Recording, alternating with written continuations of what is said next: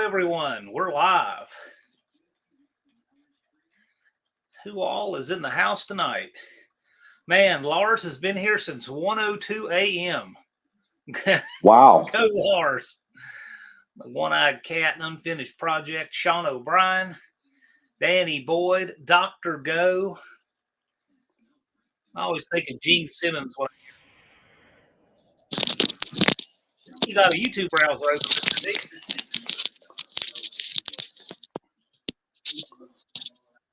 Yeah, Deke, if you got a YouTube browser open, let's squash that. I know I don't. Let me check real quick. No, sure enough, I do. There we go. Fix that. Sorry about that. Had a browser open. I must have had my own thing tabbed, and it started when we went live. All right. Sorry about that. Engine Light Garage is here. Hot Rod Guy Garage. The Auto Salvage Outlaw himself. Big Mike's Hoopty Barn. Pure Pontiac Garage. Mexican Spec. Says, wow, a lot here early. Pretty good little crowd so far. Functional Histories. Colleen Tebow, Buick Smith. I like that. I always picture him as having an anvil and a Skylark out in his garage when I see that. Or a deuce and a quarter. maybe. Blue Grit Garage is here. Mohawk 62. Quite the crowd. Ron English says, how do all? Well, I can't speak for them, but I can speak for me. Glad the biggest part of the day is behind us. Heavens Mopar Scott is here. RT211 Racing. I bet your ears have been burning. Buffdale Campo. Looks like my Aunt Nancy's here. Been riding her van today. Smoke Wrench Garage Sean is here. Glad you could make it. Andrew Nelson.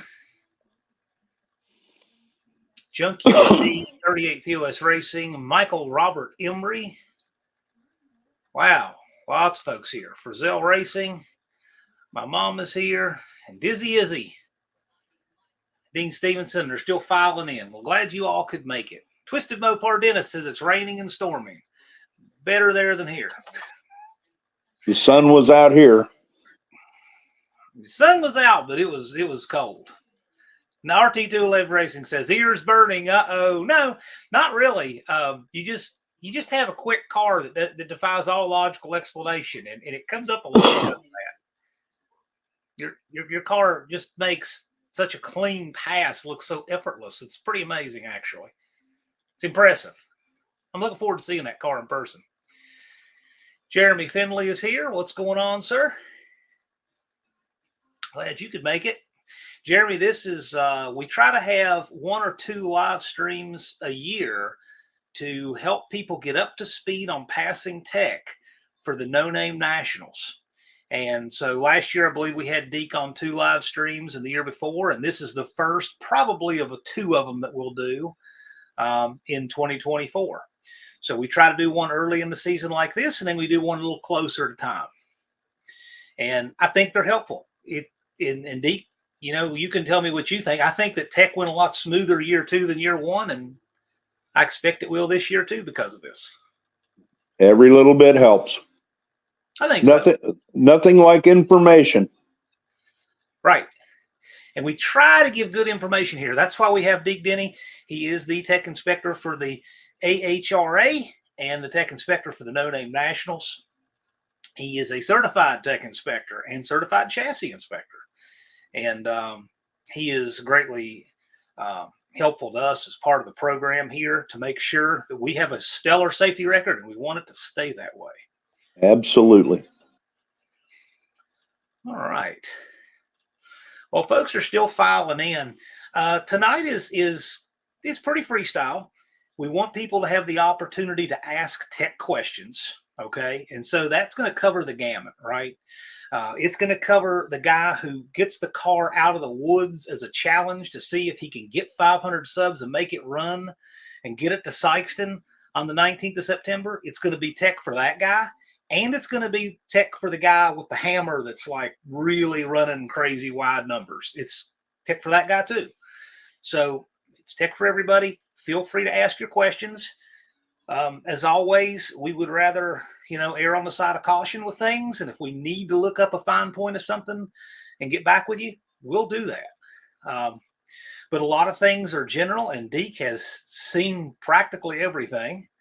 So this is a good opportunity for you guys to say, hey, what things does my car need? I have this situation, and we can elaborate on it. And maybe somebody else in the chat has the same thing going on, and that will help. We got our first question from Buick Smith here. He says, are stock seatbelts okay on a 10-second eighth mile car if they are from 1965? Deke, I'll just make that a general answer for everyone, because a lot of folks will fall into that category. Well, yeah, on a 10-second eighth mile car, absolutely. And they do have to be in good condition. Yeah, so, I mean, if they're dry rotted or got rips in them or something like that, or threadbare, well, we're going to look at them pretty close. Yeah. Now, this is not a question. This is a statement that I agree with, and this is a particular thing I had on my list. Andrew Nelson asks to fix your leaks. And yes, because remember, especially the faster the cars are, the more dangerous a leak can be.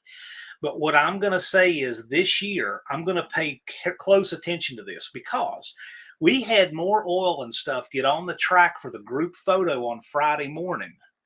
And I'm not pointing fingers or anything. I think you guys do a great job by and large, but we really need to police this situation to try to not get that again. We love being able to do a group photo. We really need to get that taken care of, because that becomes a safety hazard. So if you have any leaks, now is the time. Be proactive. Get them taken care of. Put cardboard under the car and check it. Whatever you got to do. Frizzell says, that reminds me, I need to check the date on my belts. Hot Rod Guy Garage asks, how about an SFI 16.1 lap belt? Okay.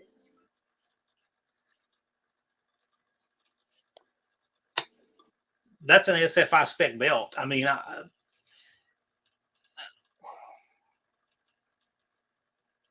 Deke, while you've got your earbud there, I'm having trouble. No worries. How fast is too fast for stock belts? We actually were just looking at that, and the deal with stock belts is, Deke, I'll let you weigh in on this because you were just looking. Both the AHRA and IHRA rule books have a little movement on this in the last couple of years. So, Deke, correct me if I'm wrong, but aren't we at 698 or 1099 and a quarter, 698 in the eighth, making that change on the belts? Correct. Okay. And this is a change with both the AHRA and IHRA within the last couple of years. And I think it recognizes faster cars. So, and look at the date on your belts, because once you do go to SFI belts, they have an expiration date. They want you to keep fresh belts in the car, I guess. So a limited number of environmental factors can affect their worthiness.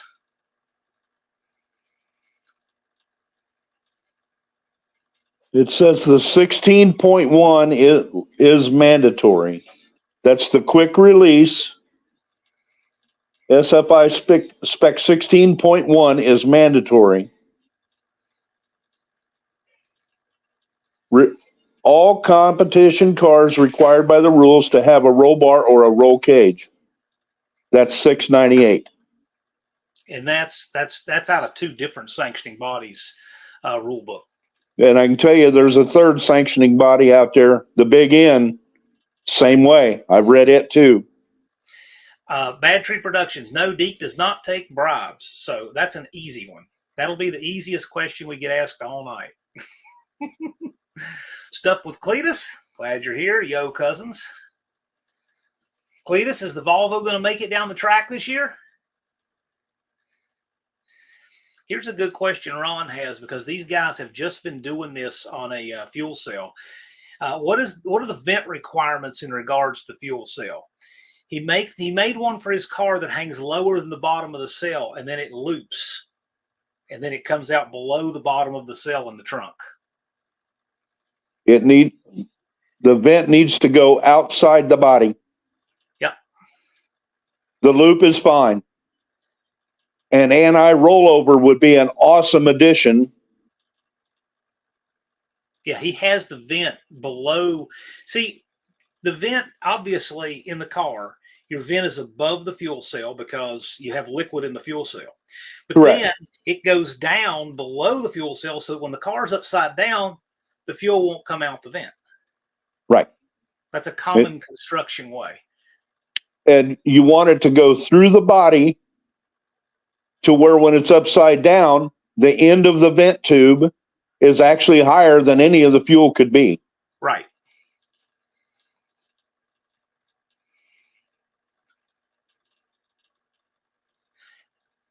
Boy, we get some interesting questions in here. Buick Smith asks, I may be running LP propane in forklift tanks mounts in the back of an El Camino. You know, I just would never have guessed I'd be asked that today. I may be running liquid propane tanks in the back of an El Camino mounted to DOT specs. Any special regulations for these? Have you ever run into that, Deke? No. Never heard of that one. That's a good one. You know, that's an odd question. So we'll check into that one. DOT specs. That's interesting. And it's in an El Camino? Now I'm wanting to see that. As long as it's below it's got to be below the rub rails of the El Camino bed. But which I'm sure DOT requires that too. Yeah, if you don't mind, send me a picture of that Buick Smith. That sounds really cool, actually. Thumper asks, what about battery boxes?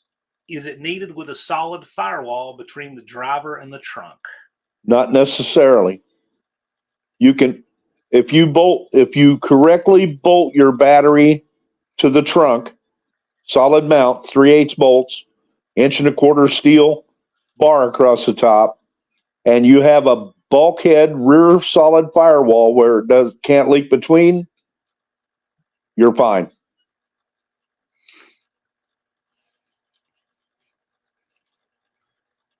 But do remember, when your battery is like in the trunk like that, it has to have a disconnect.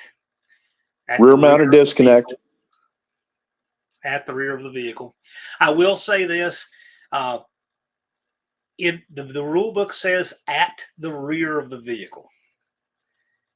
They created a gray area when they say at the rear of the vehicle. I have seen guys mount them around the sides and stuff. And we gave some grace on that last year to a couple of cars. Here's the deal. It's your battery shut off. And this is what the crews are going to use to try to shut off the power to your car if it's upside down. To make your fuel pump go off. to isolate the electricity from the big gaseous ball of flame. So my recommendation is this is for your safety. I would want to put it on the back where nobody has to hunt for it. But that said, I got some pushback on people who have mounted them around the side in different places at the rear.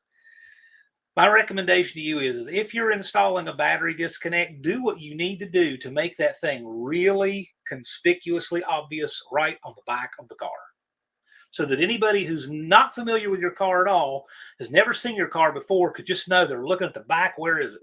Off. The first thing the safety crew is going to see when they get to your crash is the back of the car. Yeah, and do remember, we say when they get to your crash, we do have to proactively talk in terms of things going bad, because that's pretty much when tech comes into play. That's why we're here. All right, that's why we're here.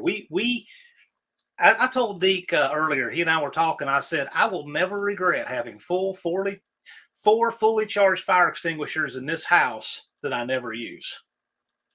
Right? I'll never. Exactly. So hopefully, this entire conversation will be for naught. Okay. Old McDonald asks, are wheel wells or tubs required? Are you talking about having like exposed rear tires in the body of the car? Please elaborate on that.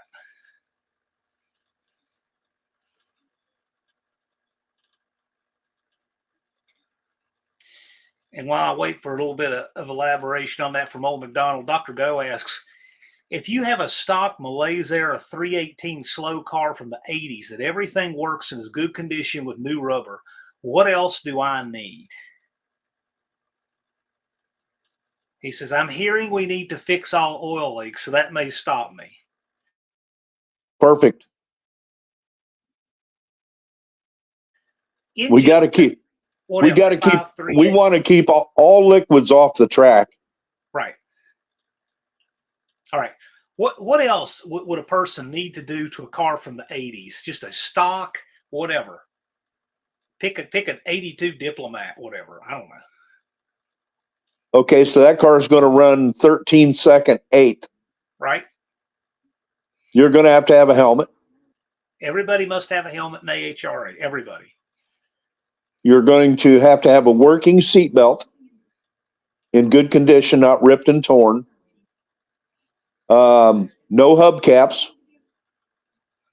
Your battery hold down has to be in good condition, intact. You're going to need a radiator overflow, at least 16 ounces. No hubcaps. I want to see all your lug nuts, and I want to see the studs sticking through your stock lug nuts. Now, on that, if a person is running, say, a factory-style closed-end lug nut, but they do have proper engagement, would that be sufficient if they'll pull lugs at your choosing? Like you decide, hey, pull these, and I want to see them. I had several guys the last couple of years. I made them pull the lug nuts just to show me. Yep. That's the way they audit that. Because I don't know that they didn't go down to AutoZone and find the closest thing that would fit, and it's a half-inch shorter. Right. So this is a real thing. I actually see a lot of this. I'll tell you where I see it on the place you probably wouldn't think is trailers. Oh gosh. I don't know why it is, but when it comes to wheel mounting hardware on trailers, it seems to be the biggest afterthought ever. And why people do that, I have no idea. But I've seen the sketchiest lug nut and stud stuff on those ever. But yeah, there's a reason we want to check it. That's a big deal. And when things are perfect and you're going in a straight line, you might be okay. If you get out of kilter sideways, all bets are off if you don't have good stud engagement. Now, expand on this a little bit, like a Malaise 318 slow car. So let's just say when he says slow car, he's talking about something that's slow enough that none of the special requirements for any level of elapsed time come into play. Okay? Correct. So let's just say something slow enough that there are no special things. What would be the minimum for everything that goes down the track? We have to have a helmet. Everybody has to have a helmet. If you're 764 or quicker, it needs to be a Snell 2015 or newer helmet. If you're 765 or slower, you could run a Snell if you wanted to, but you can also run a DOT helmet, like a motorcycle helmet. That will suffice for 765 and slower, but everyone has to have a helmet. What else would a person in that situation have to do? The bare minimum for the slowest cars down the track, Mr. Deke. The 16-ounce overflow for the radiator. That's a big one. If it's an electric car, you can overlook that, I suppose. Not on Tesla. Yeah, non-Tesla. The seatbelt in good, unfrayed working condition. No hubcaps. Like say, I'm not just going to look at your lug nuts. You put your hubcaps back on. We don't run hubcaps. Right. They tend to come loose. Yeah. So And that's an old rule. People have been doing that for decades and decades. When I was a kid, that was something they told you at the track. Can't run with the no, wheel covers. right. No junk in the car, no junk in the trunk, floor jacks and stuff like that. Yeah, if something stupid did happen and you hit the wall and you suddenly have a floor jack come clear through the back seat and knock you in the head, then you're in trouble. This would also be a good time to mention, as we mentioned earlier, Dr. Go, if you didn't hear, a battery hold down. That's a big one. That's one of the top 5 things that comes through tech inspections, battery hold down. And I absolutely hate the AutoZone battery hold downs. The rubber ones that hold it in the original position under the hood.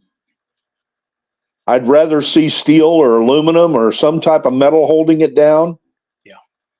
But OEM is okay. But rubber and plastic, I just don't like them. One nick in a rubber strap holding your battery down will tear like that. Oh, so yeah. That's that. Them babies are heavy. We'll get later because I don't want to get too far behind on the chat tonight, but we do want to get to rubber versus metal fuel line. And we'll catch this right here. Cultured Redneck Garage has a follow-up. Deke, a follow-up question for my buggy. My rail has the stock VW rear and front end, which have factory wheel bolts. Are those acceptable, being they're not studs? Yes, they are. Yeah, like Volkswagen, Mercedes, Porsche. A lot of your European cars have wheel bolts. And some of your newer stuff has went to that too. I think Mini Coopers and stuff like that too have went to the bolt instead of the stud. And if they look like they came from a hardware store, I might ask you to remove one or two to show me. So we can see, make sure they have the proper seat and all that. And make sure they have the proper depth. Yes. You make sure it's not just holding by 3 threads. Right. Andrew Nelson mentions on your battery disconnect, label it on and off. Correct. RT211 Racing says battery box in the trunk has to be vented also, right? Should be, yes. Yeah. And you need to have a hold down. The battery needs to be held down, so not loose in there. Not just bolt the box into the trunk, throw your battery in it, and strap the cover on. You need the 3/8 bolts with a 1 1/4 by 1/4 inch steel hold down on top. So it's actually holding everything down. The battery holds the box down. The bolts and the crossbar hold the battery down in it. Junkyard D says, I believe plastic housing battery disconnects are not allowed. Can you confirm? A plastic housing battery disconnect. I don't even know what that is. They still sell those. They're 100% plastic. Well, not 100%, but the housing is plastic, and some of them had a key that you insert. Ah, okay. No, I don't like those. We don't like those at all. Colleen asks the question, if the battery is in the stock location, why isn't a battery switch mandated on a race car? Well, I guess she means in the front, like under the hood. The safety crews all know that virtually, not all, but virtually all cars that are going to go down the track in stock configuration would have the battery up under the hood. It's either going to be by the left fender or the right fender. Some might be by the firewall under the hood, but they know when they get there and you're on fire, they need to open that hood to get that battery shut off, to get it disconnected. However, once you move it to the trunk, maybe you put it in the left front corner of the trunk for some odd reason. Well, how are they going to get the trunk lid open? They could pull a hood open. They can hit the hood release, get the hood open. The trunk, I left my trunk keys in the trailer. How do you get in there to disconnect it? That's why you have to have a disconnect in the back. Buick Smith asks, do all cars need fire extinguishers? I can tell you all of mine do, but what say you on the rules about fire suppression systems in general, Deke? You got to go very, very, very fast to require one. To require one. But it's a great idea. My advice to you is, at a minimum, carry a little 2-pound extinguisher that's made to carry in your car with a bracket. That's not a bad idea. Especially if you're running a couple of tanks of propane in the back. Not the worst idea.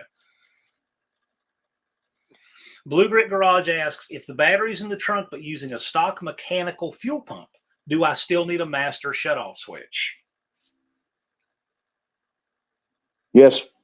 Yeah, if the battery's in the trunk, that's what makes you have to have the disconnect. That's the deciding factor, not whether you have a mechanical fuel pump or what have you. So Thumper is saying seatbelt, battery hold down, radiator catch can, which needs to be 16 ounces or more. Neutral safety switch. And Sean O'Brien, who works at a track and helps do tech, says amen. So whatever we said, Sean liked. So, okay, cool. Nick the Van Man asks a good question for this event, especially because we have a lot of stuff here that is unusual. Are the factory low back bucket seats with no headrest in my Econoline okay? He says his van, he's not planning on faster than 990 in the 8th, wearing a neck brace, full face, and jacket. You will be fine. Yeah, in that van, yes. I've seen a lot of the A990 Hemi cars with the A100 pickup bucket seats in it, and they don't have a backrest or a headrest on them. And they run a little quicker than that. Colleen's recommended the doctor go get a diaper. Frizzell says, I run a bell pan right now instead of a diaper. Is that okay? Well, first of all, do you even have a leak? We just don't want anything on the track. And that's, to the best of your ability. I will say Turbo Tom, he was really conscientious. He brought a 1916 Model T Ford to the track last year. And he worked hard to try to keep leaks. But, I got to tell you, it's awfully hard to keep a 1916 Model T Ford from leaking, From day one. He made a complete absorbent belly pan for this thing. And I thought that was pretty hardcore, and it worked. Now, that car only goes 42, 45 miles an hour, but that's what he did. Which gives it more time to leak. Well, he ran a 17-second 8th mile. But hey, we had a 1916 Model T Ford. That was cool. Old McDonald confirms my wheel wells are cut so the wheels are open inside the trunk. Does he need to have a wheel well in there? He has open tires in the trunk. So when you raise the trunk, you're looking at tread.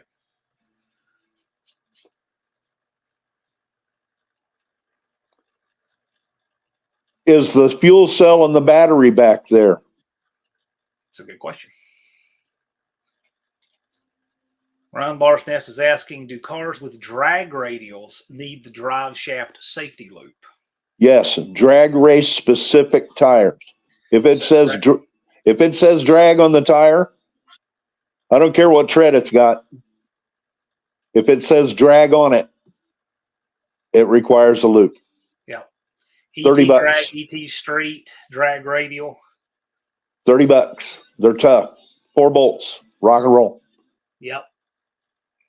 Oh, and do remember which end of the drive shaft it goes on. Yeah. We've seen some interesting installs.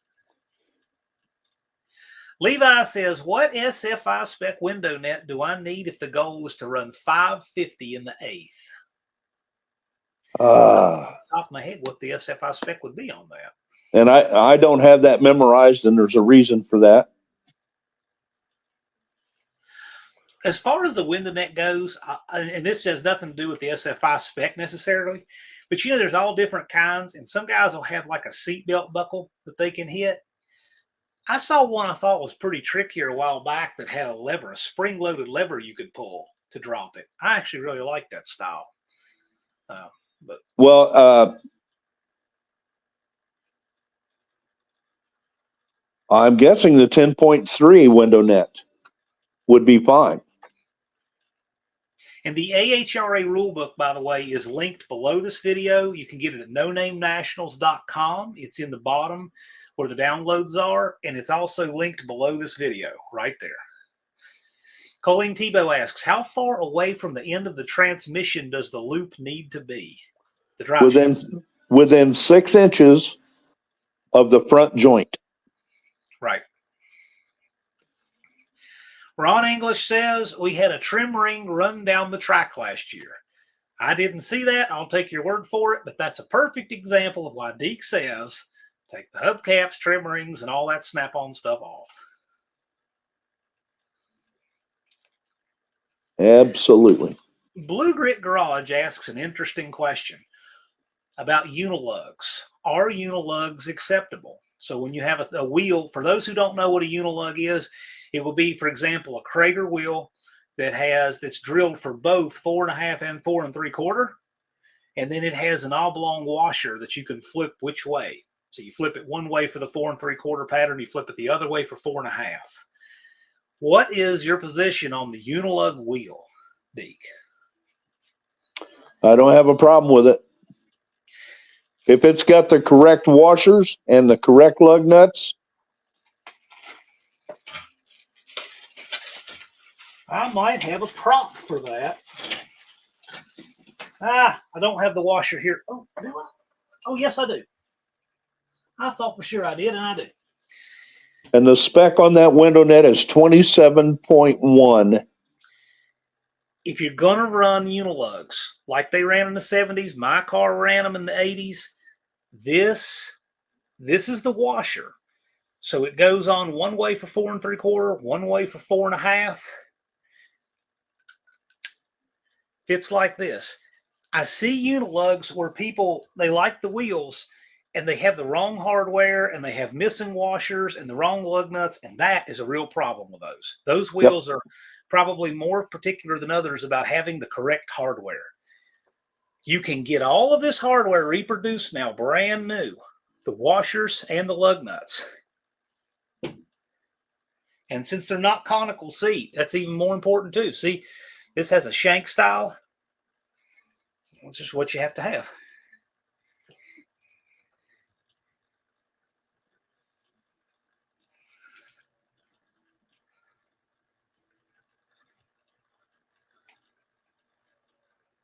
And There is no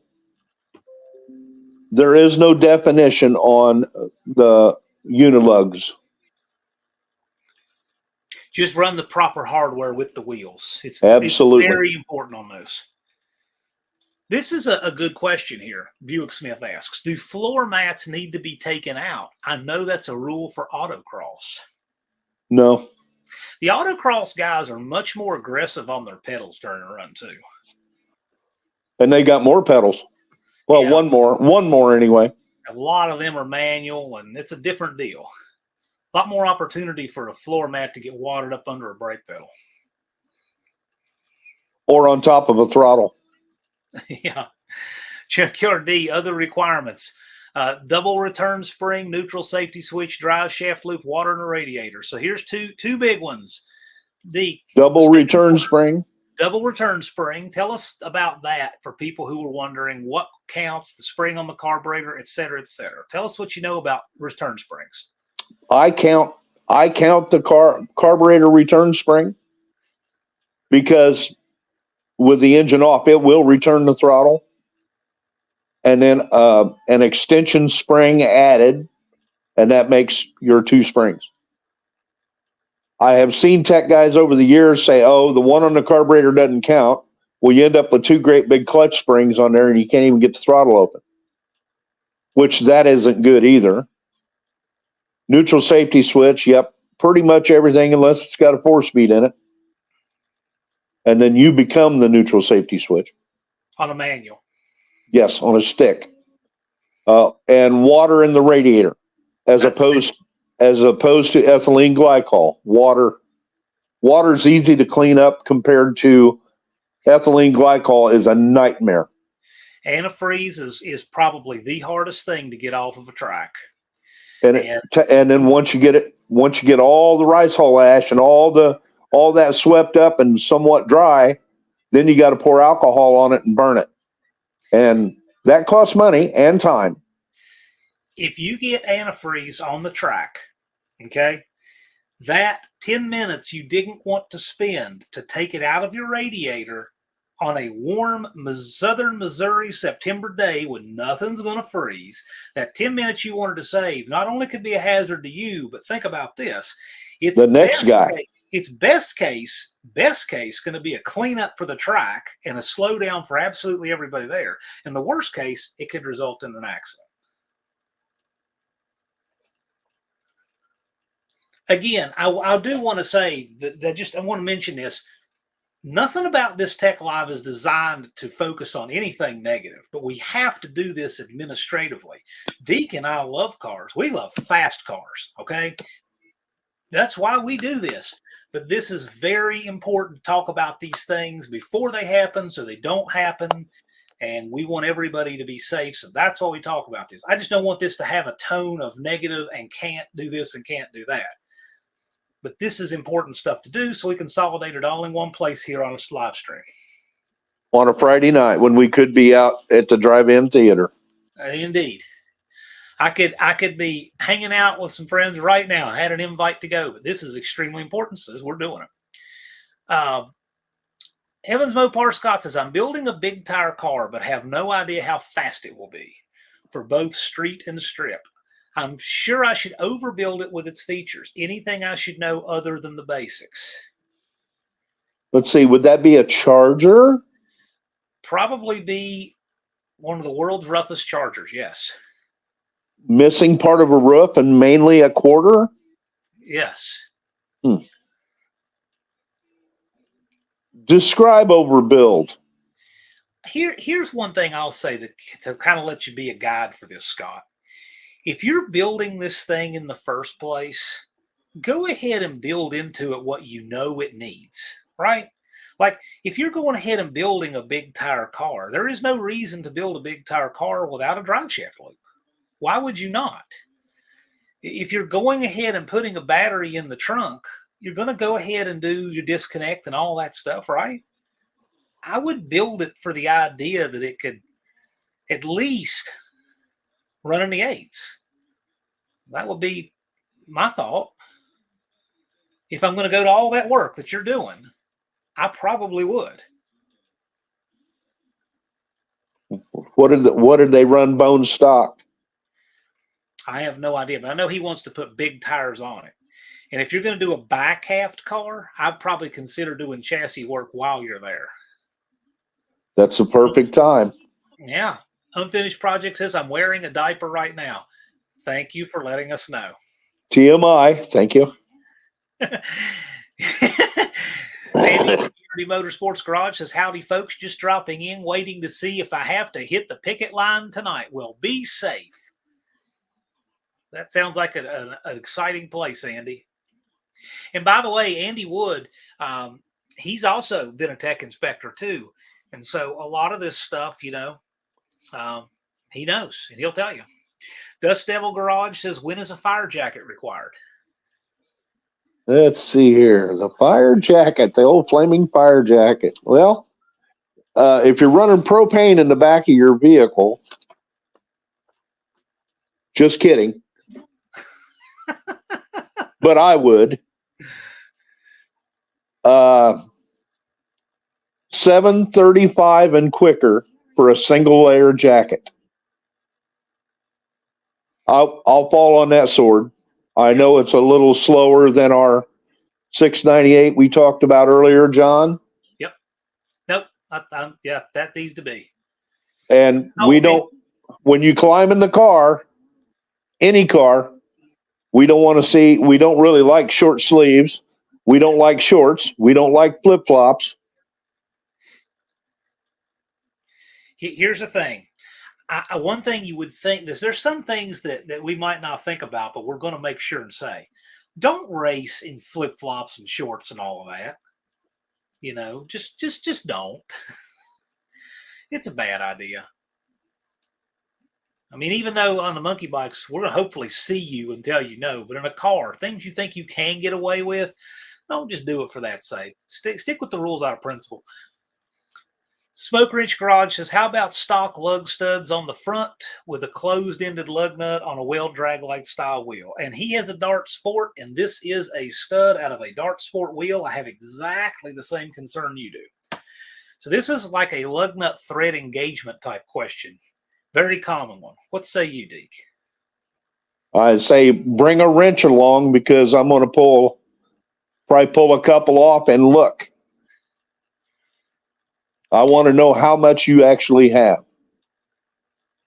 Now, Andrew Nelson, if he's in the chat, he can speak to this. But what I have heard, and this is an in general thing, I'm going to let Deke speak. This is, again, is his specialty. Generally speaking, it's the diameter of the stud engages into the nut. Into the nut part, not just the sleeve. Past the face of the nut where it contacts the wheel. So, if you have this stud, this is a factory Chrysler stud right here. To get full engagement in here with a 1-inch center on your wheel, this needs to be a 1/2 inch longer. I've measured. Can you hold the nut up there again, John? I sure can. Okay. Now hold the face of that nut where the nut would engage the face of the wheel. Push it down farther, how far it would have to be engaged. It's 1 inch. And so there's that. Then we have, do I have my ruler here? Shoot, I don't. It's another inch. So this is about what you have right here as installed in the car on a 1 inch. And that's not enough. This is factory. If you're running a factory Chrysler 1/2 wheel stud with that, this is about literally what it is. It's within a thread, about like that. Okay. And so if you go, I measured, if you go a 1/2 inch longer, you have this. If that lug nut fails, it's going to fail at that 90-degree turn where the face meets the sleeve. So this right here is a no-go. That's correct.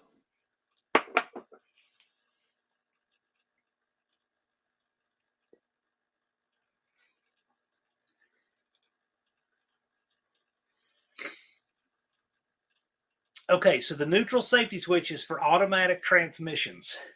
Yes. Some vehicles have a neutral safety switch on manual transmissions. It's on the clutch pedal, so when you go all the way to the floor with the clutch, it'll allow the starter to engage. But not all cars were like that, especially older cars.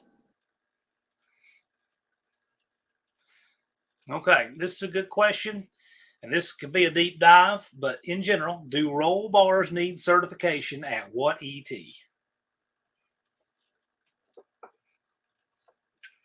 $639 and quicker. That's certification.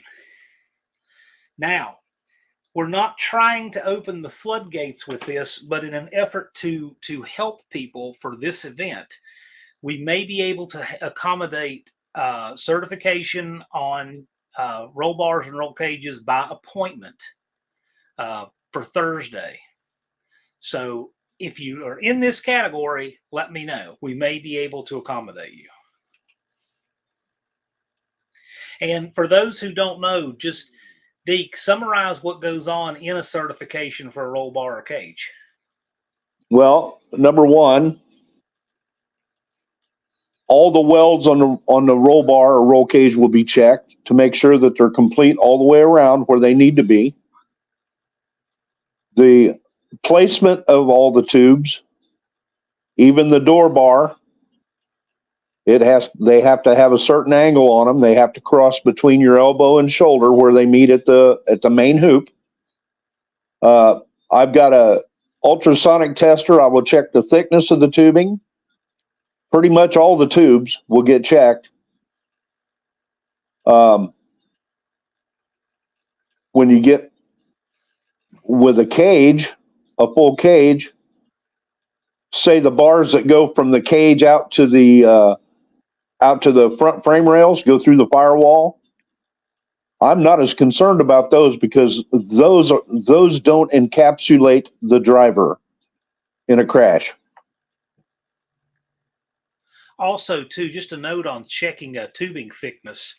Be mindful of the bends in the tubing.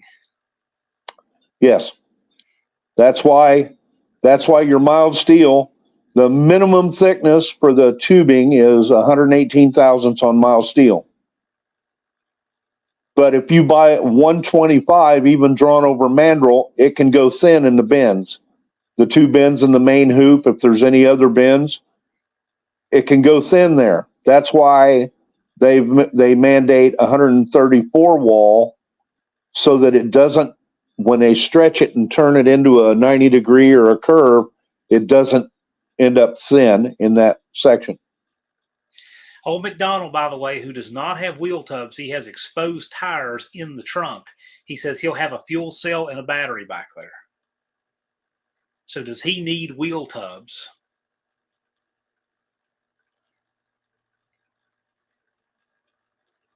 I'm going to say, yeah. You should. I think I would anyway, if I have, especially if I have my battery back there. You're going to get a lot of dirt back there too, regardless. And rubber, hopefully. Yeah. Oh, gosh. Could you imagine what it'll do the inside of your trunk lid? It'll undercoat it.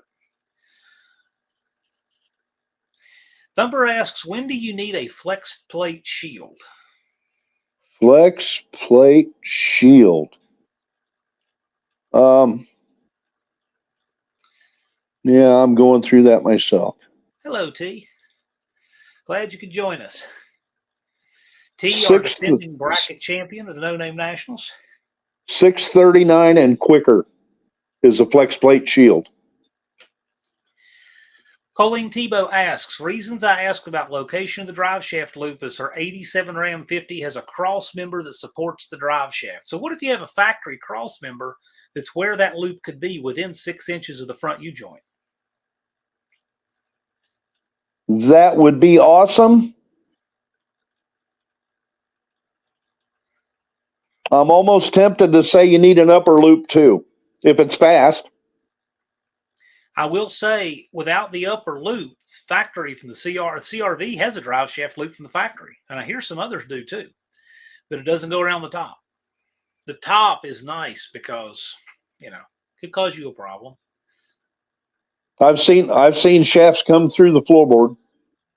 Dougster says, just say no to unilugs. Well, a lot of people do. That's why you don't see them anymore. But they are a vintage wheel.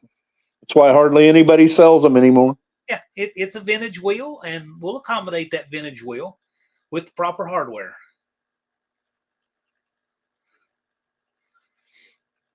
Let's see here. Backwoods Performance. I'm late. What all did I miss? All kinds of tech goodies. It's probably worth your while to rewatch the first 48 minutes because of that, because we really got a lot of good tech questions answered on here. Sean O'Brien says, I have two questions. My exhaust has a section of flex pipe behind the trans output and the exhaust over an impact. Sure. Okay. I'm not real sure. I have 3/4 inch larger diff than OEM, but welded spider gears, 140 horsepower, rear wheel drive, street tire. So flex pipe exhaust and welded spider gears. Wow. All I can say is wow. What are you laughing about, John? You got a wow out of Deke, John. Are you laughing at me, John? No, I'm laughing at all the stuff I know you've seen there, and that gets a wow out of you. You saw a GTO with 5,000 bullet holes in it, and that gets a wow out of you. I'm impressed. Well, the welded spider gears I really like on the demo derby circuit. I kind of knew that was coming. And it's 140 horsepower? Wow. I will pick on Sean a little bit for that. The only reason is, Sean, if you check out his channel, the guy is really talented. This guy's designing 3D printed intakes for the LA head, like to run Webers and stuff. Wow. That's cool. Funny. Yeah, so you would think that guy would be, He be the guy who would make his own mini spool on a lathe, you know. Yeah, exactly. But what about flex exhaust, flex pipe? If it's all intact, I don't see a problem with it. Hell, factory cars come with flex pipe now, right? You don't even have to run exhaust actually, but we don't have any muffler rules this event or that track. So He wants to be able to hear the clunk of that differential with all the weld beads in it.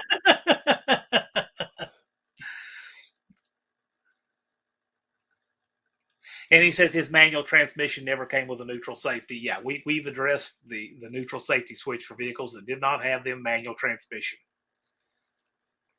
Hot Rod Guy Garage says, what about Fords that have a throttle return spring made onto the cable? I assume it counts as a second versus the carb. I will buy that as one. Yeah. One of two required, yes. Yeah. Heavens Mopar says, do big tire cars need a roll cage? I don't plan on going very fast. And what speed are they required?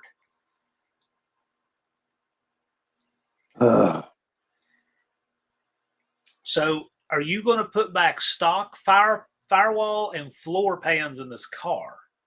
And that makes a difference.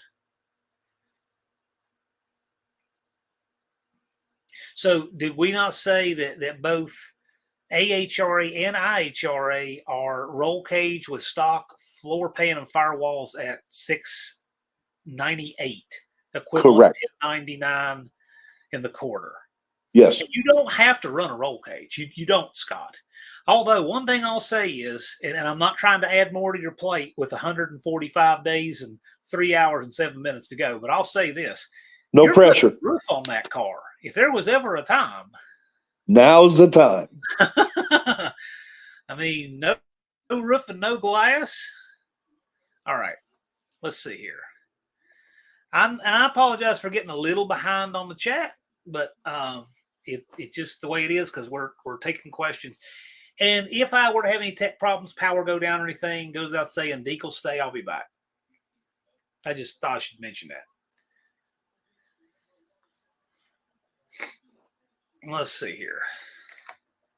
Thumper is building a super slow car that looks fast. And our buddy Professor P with the assist here, he has since he has X-ray vision, he has sent me this. This is a picture. If you had an X-ray look at what your lug nut engagement should be. Isn't that excellent?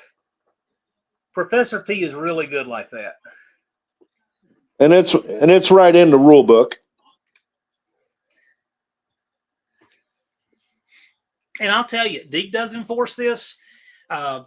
Stephen Holtz, and I'm not calling him out. Stephen's a great dude.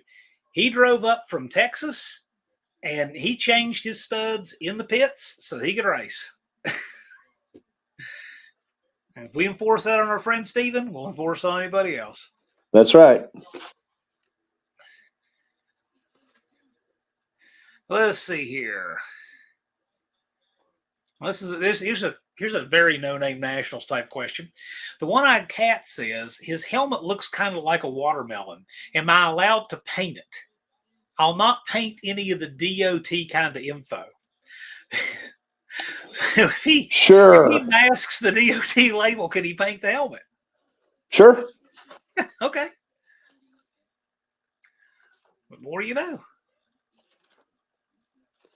Finished projects vote no because he wants to see the watermelon looking helmet. Seedless, I hope. Backwoods Performance. When is a cage required? With unaltered floor pan and firewall, right? It's 698 eighth, 1099 quarter, but since we're No Name Nationals, is running an 8th mile track, it'd be 698.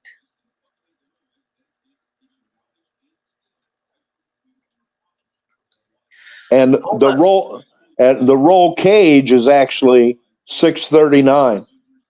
Right, you're saying cage, but bar / cage, and I should do that. I kind of conflate talking about them for the simple reason that once you're going to do all that work and you're going to go to all that work of fitting it in your car and all that, very few people stop at a bar and do a cage. But, that's few people will do that over a few tenths and then have to relitigate all of that welding and fitting and all and take the interior in and out later. Most people go straight to a cage. Correct. 6% Recycled asks, any issues running mud tires? As long as they don't have any mud on them, no. Yeah. Oh, gosh. Guys, so here's a big deal. Please make sure your tires do not have mud and they don't have any garbage on them and stuff. We had guys throwing down in the burnout competition. I got to say, and I'm biased, but you can ask anybody, the burnout competition at the No Name Nationals takes second to no one. But man, there is dirt and mud and grass in places in that burnout pit, and people would drag it up on the track. So make sure your tires are clean. If you're running mud tires, it'll be easier to see that they're clean, but that's important. And then we also get spectators back there, in the wrong area, that get hit with a rock or a chunk of mud or something like that when you do your burnout. Yeah, do remember there's more people filming in odd places at this event too. There's a lot of content, so that's another reason to be careful. Backwoods Performance says, my clutch foot is usually barefoot. It will not be if you're racing at the No Name Nationals, but that's awesome. More power to you everywhere else. Got that real good feel. Sean O'Brien, is this eighth or quarter? It is eighth. JB has a question about lug nuts. I bet you do. And there's Outfits Garage Russell. What's going on, my man? I like Russell. Russell, he works hard, has a good attitude. Okay. Let me break in here, John. Yes, sir. I found it on page 63.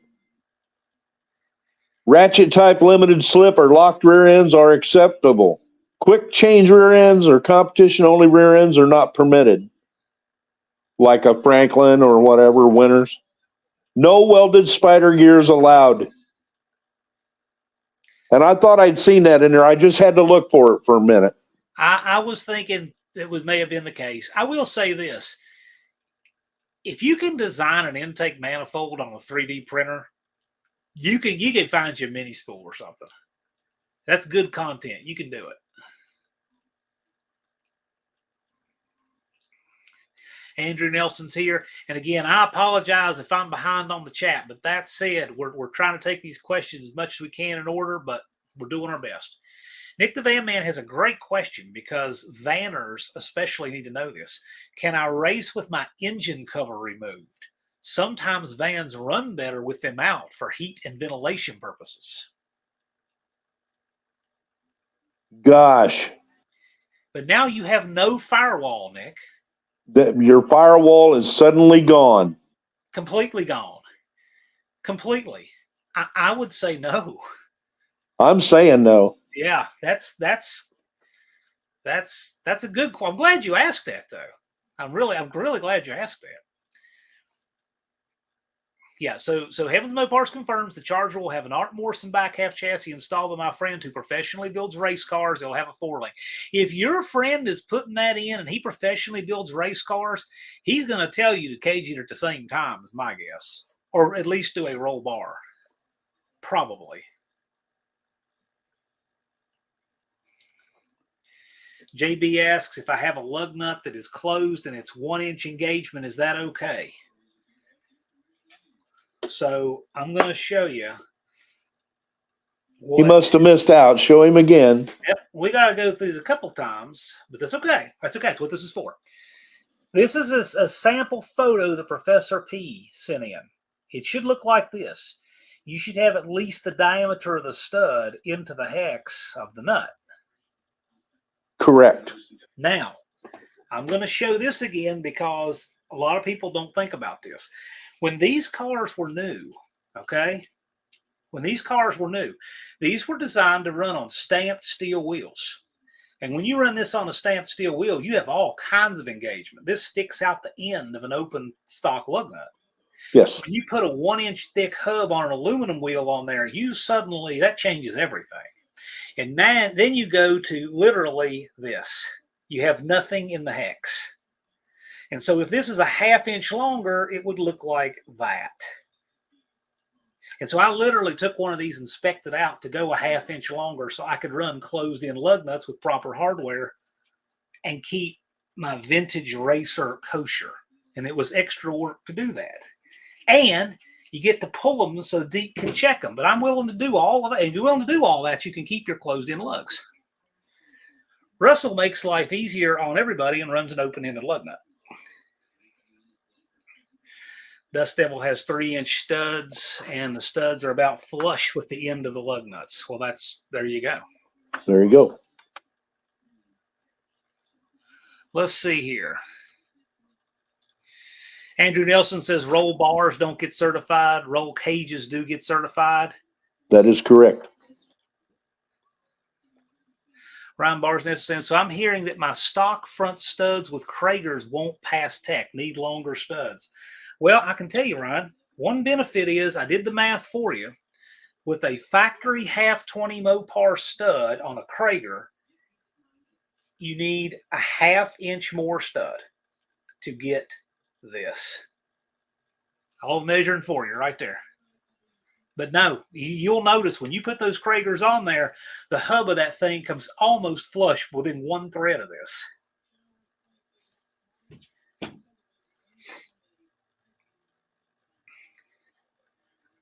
I will say, this is a good time to mention this. The first year at the No Name Nationals, Deke gave a lot of grace. And you guys had a great attitude about it, and everything came back better the second year. Absolutely. Yep. And so we're trying to just polish the rough edges. And when you do this stuff once and you get your car up to spec and up to compliance once, it's not like you have to do this every year. You get it there, and then your car is safer everywhere, on the street, other tracks. But we're just trying to get these things squared away so that we can just go pass tech like a breeze and then just have fun all weekend. That's what we want to do. Junkyard D asks, if you're questioning your roll bar or cage, it would be wise to have it certified before driving there to find out it's not valid. That would be awesome. Junkyard D. That's freaking fantastic. We had guys last year that got certed at their local track, and it just saved a lot of time and trouble on my end. Yeah. Not really trouble, but saved a lot of time. Buick Smith says, is it okay to have full or partial belly pans made of aluminum or plastic?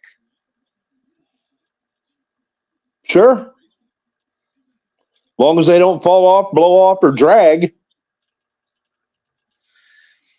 Thumper asks, any special requirements for a Roots supercharger, like a blowout panel, retention straps, belt guard, etc., if you're slower than 650? I will have to look into that one, Thumper. Okay. We'll make a note of that. If the secretary, Ms. Colley, is in here, please send me a note on that, and we'll check that and get back with Thumper. There's Just Mopar Joe. Joe was telling me about some little tech improvements he's making to his car this week. Joe is a good role model.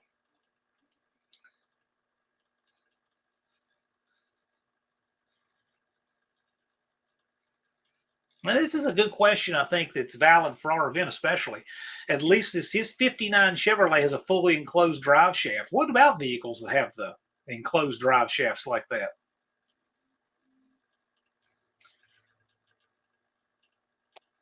59.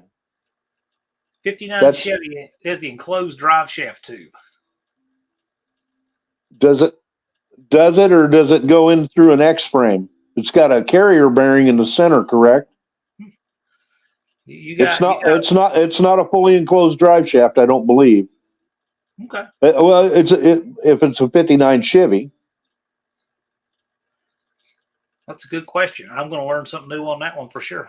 I think they got rid of the enclosed drive shaft. 54 was the last year of the enclosed square drive shaft on the Chevys. But they did have an X frame, and right in the center of the X was a carrier bearing with 2 bolts in it.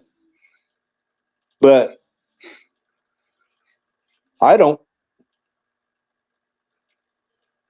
I think if the drive shaft broke, I don't think it could reach the ground. Blue Grit Garage asks, do I need aftermarket axles if running a spool but street tires? I guess I will be running about 10 plus seconds if I'm lucky. Blue Grit, are you talking 10 plus seconds in the eighth or 10 seconds in the quarter? And does he need aftermarket axles if running a spool with street tires? I believe that is a rule that with a spool, you must run aftermarket axles. Because just getting onto the track is the heaviest load on the axles. Dougster Wolverine has a great question here, Deke. I'm sure you've seen this one many times. Are 14,000 RPM greasable muffler bearings required if 638 or quicker? If they're Torrington needle bearings, no. Yeah, that's what I was thinking. But if they're ball bearings, yes. Yes, that sounds good. I love this chat. They are the best. We had some cars that wouldn't pass last year, and everything was fine. Nobody complained, no drama. The people who needed to fix some things could fix them at the track. Everything was good. That said, I have no desire to call anybody out because everybody had a good attitude about all of it. Sure. Let's see here. Backwoods says, it's going to be interesting finding out how I need to build my car not knowing what it'll run. I'm going to say this. Most people who don't know what their car is going to run tend to err on the side of thinking it'll be faster than it is. Absolutely. That said, if you show up, you make a good faith effort to make your car comply with tech, and you're too quick for your ET, you're going to get, and we see it, of course, and I'm not the cop hiding in the bushes with a radar gun. Okay, I'm not doing that. But also, if I see it, I'm not gonna, if we catch you going faster than your ET, you get a warning. If you do it again, you're out. But here's the thing: we like fast cars, and if you somehow run quicker than you've ever run, it's a personal best. We're gonna congratulate you first. I mean, high five to you, man. That's great. But we still have rules to enforce. Absolutely. And it makes great content to say, hey, I made a good faith effort and my car was a little too quick, so yay me, I'm going to improve it and come back next year. But we're operating in good faith. We want you to operate in good faith too. Don't bring a car that runs 520s with no cage and, say, I don't know what it'll run. Or worse, say it, well, it only runs 9 flat in the 8th. I've seen some interesting stuff on that. That brings me to another interesting point. We are YouTube content creators by definition to participate in this event. The whole idea of the plausible deniability is gone.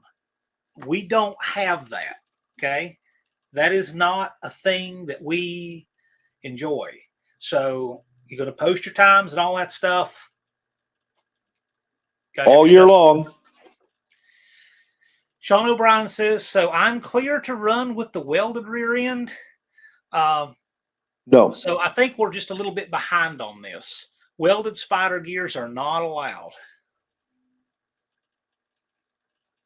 It's a larger diff than OE. So in other words, he has an overbuilt differential for the car.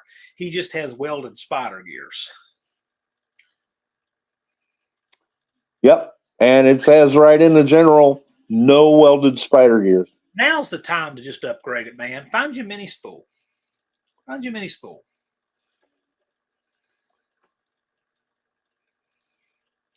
I know we're behind. I apologize for that, guys. However, we are stopping, taking time on each question. It's a little bit different than our normal lives, so please bear with us. But we're getting through there, okay? So bear with us. I'm doing my best to get close. Twisted Mopar Garage says you cannot have welded up gears in the rear end. And Dennis has raced a long time and knows. Dust Devil says you'll spend more on welding wire than just buying a spool. Yeah, no kidding. You might. Let's see. I'm going to skim through here. Twisted Mopar confirms roll bar itself has to be 1 3/4 diameter. There are specs on the tubing and thickness and all of that. He says roll bar cannot just be 1 5/8. There are different sizes for chromoly and mild steel. Consult the rule book. If you have any questions, email me, and I'll help distribute the question where it needs to go. But you can email me. We're probably going to wind up setting up an actual tech-only email for this. But for now, you can use my email, john@PrincetonDragway.com, and I'll make sure to get your tech questions where they need to go. Well, Sean, yeah, no welded gears. Might as well get a short. You know what? Now's the time. You'll be glad you did. Stan Nelson asks, rim spacers, are they legal? I could not find a rule against them. Yep. Okay. So in the last 2 years, we allowed, and there was only a couple guys that had them. Now on the roll bar, 1 3/4 tubing for a roll bar. If you need a cage, depending on the level of the cage you might think you're going to need, you can contact SFI, and for $35, they'll send you the specs for your cage. I suspect by this comment that Cope has put something up I need to see. I'm not getting the joke there, but that's cool. That's fine. I know he's out doing fun stuff this weekend. Levi is asking a question. It's halfway cut off, but I think he's got enough here for us to take it. I'm not sure if it was answered, but competition license is needed when is a competition license needed? 639. 639, you need a competition license. It would be a great idea to get your competition license before the No Name Nationals. However, we're going to have an opportunity. We don't want to try to just do this for everybody on earth, but the people who need it, we're going to have some limited opportunity to get a competition license at the event if needed. We don't want to make this everybody and their brother because there's already limited time and the track can only be hot Friday and Saturday, and obviously you need it Friday. So, but we're going to have, we've talked about having some options to get competition licensing done at the event if needed. But that said, if you can get it before the event, please do. That's a great idea.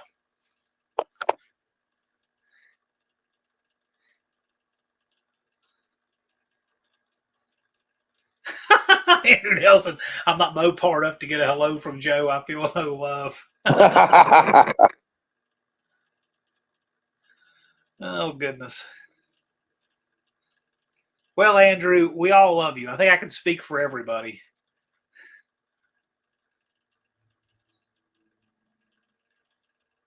Let's see here. Mean Street Mopar. Hey, if you guys here in the chat want to see some content from Mean Street Mopar to try to move that needle over 135 subs in his quest for 500 to race at the No Name Nationals, let him know in the comments. Let him know what you want to see. Go over there and check out his channel, Mean Street Mopar. We want him to spray some nitrous to his YouTube and get to 500 subscribers. 10 seconds on the 8th, Blue Grit Garage confirms. Okay. That's awesome. 10 seconds. Let me tell you, 10 seconds on the 8th is quicker than everybody who will not get out on the track and run. So all of these people who talk about how quick this car is in their garage, but it's never been on the track, who cares? You're quicker than all of them because they haven't run. I accept no amount of anything from a dude without a time slip. Yeah, it's hard to get a time slip on one that's got jack stands under it. Old McDonald asks, what about re-drilled axles? Like, for example, going from a big bolt to a small bolt pattern axle. That's a common thing. What about factory axles that have been re-drilled, Deke? Well, I really don't know. They don't specify that. And I can tell you, I'm not pulling brake drums to check. Can you imagine how long tech would take in that instance? 38, it's not just you, it's the person in the other lane, it's the spectator who's too close, it's a lot of people. Well, And it's me, and it's the track, and it's Dallas. So it's a whole lot more than just you the safety stuff is saving. and I've sent axles out to Mosier and had them re-drill them for me because they obviously have the template. I've drilled them myself and had them come out perfect, but it's just as easy to throw them in and send them out. Smoke Wrench Sean, thanks for coming out. We hope to see you there this year. Smoke Wrench Sean is a racing family, so we hope he comes out and brings his dart sport. He'd be a threat in the bracket.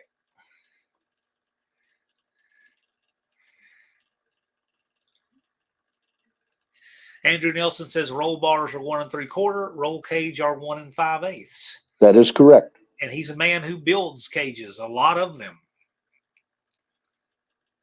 Andrew says wheel spacer rules were removed 4 years ago. That's interesting. Never heard that before. They were in the old NHRA books, and like I say, they're not in there anymore. Levi, yes, AHRA accepts reciprocity with other sanctioning bodies. So they will accept Correct. your NHRA or IHRA license. Calvin and I can help with licensing if Deke approves, as can Professor P and I. So we could do that. We're going to have some opportunity for people who need a competition license to earn one at the No Name Nationals. That said, we have a limited amount of track time. We got a limited amount of manpower. We will help you if needed. But if you have a chance and you're racing all summer anyway, by all means, go ahead and get it. And Andrew and Calvin are very, very good chassis people. I can vouch for those guys in a lot of ways. I'd like to get about 6 guys in a limo and drive down and see if we could find that lark. Oh yeah. Yeah, man. Maybe with some ball bats or something. Just saying, have a friendly game. So Sean's asking, my larger diff has upgraded OEM style axles. Would that count if I get a spool? It's independent rear suspension. Oh boy. Oh boy. No, it won't. Sean, I got a good one for you. This is one you can email me, and if we need to work on it, we'll work on it. But that said, now's the time to get things into compliance. What kind of vehicle is it? Levi says, I have my NHRA license filled out, just need to make the passes. Okay. You're right on that break, Levi. You're to where you need a license now. So that's a good thing. Kim is guessing we have a 12-second car.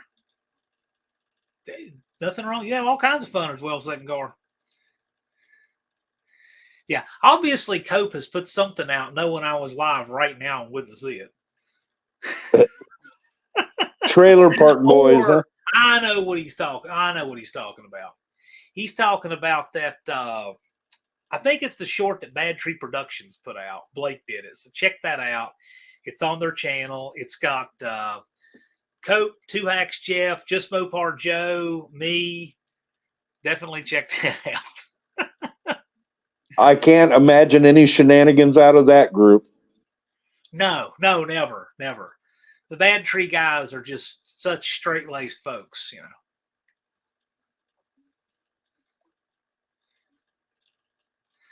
Kim says you should have hub rings to fit your rims if they're not factory matching. Don't rely on the lug nuts.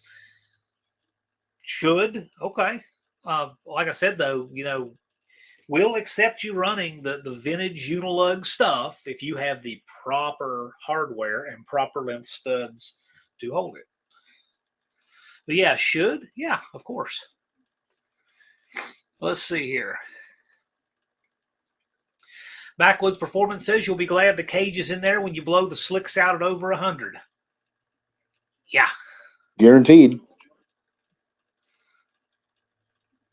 You won't have an opinion on it if you don't.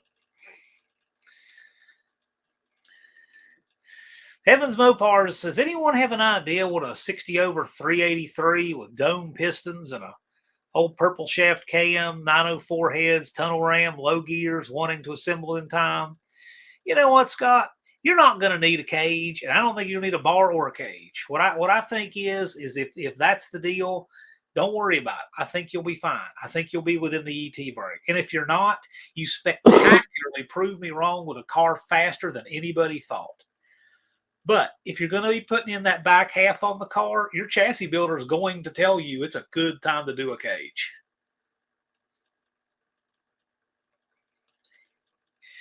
Dallas is in the chat. What's going on, man? It is very difficult to install a roll cage or seatbelt when you're in a rollover. It's easier to have installed it before racing. I love that comment. Yeah, we talked about that earlier. Yeah. When you're upside down on fire and you're on your cell phone dialing Alston for a kit. Main Street Mopar says cheap power or bankruptcy big block. Decisions. Main Street Mopar, advice specifically for you. And indirect connection will be a good one to back me up on this. When you're in this position, especially if you're trying to make your first No Name Nationals with your car and get your subscribers, I would go the simpler route first, rather than put too many ornaments on the tree and can't get to raise it. That would be my suggestion. So I would stick with simple your first year, and then you can progressively make it faster and faster and do whatever. 6% Recycled said, should I get in the tech line first as my car has two cars put together? It won't be fast. Oh, boy. Yeah, although I am excited to see that. This Chandler, I'm assuming he's talking about. Buick Smith asks, this is a great question here. On a carrier bearing setup, do you need 2 drive shaft loops?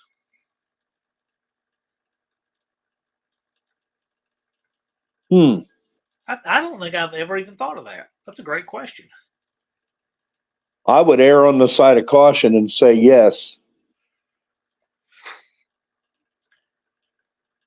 If it's an X frame, which I don't, what year car does he have, John? I don't know. I think it's a 65, probably Buick. Buick Smith, let us know. Yeah, I think you would need to. On the 59 through 64 Chevys that had the X frame, I don't think the rear drive shaft enters 6 inches into the box of the X frame. Sean O'Brien says that his car that has the independent rear suspension rear end with the Lincoln locker, there's a 74 Datsun 260Z. And so he is going to have a hard time dealing with axles. But was there a Sure Grip or Pause Traction type offering for that car? Can you get a mini spool for it? Yeah, that'd be pretty rare. A Sure Grip type option will probably serve you a little better. And will the half shafts hold up?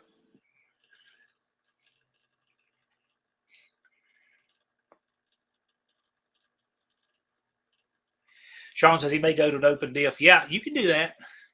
But, you know, I mean, there's always weird exceptions. You can email me. The idea is we're not going to try to persecute people, but at the same time, you know, we've got standards that we have to adhere to. And there's third parties that have a big hand in these standards.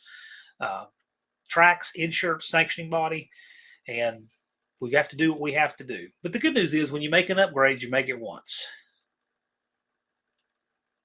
Buy once, cry once. And there's different ways to do this too.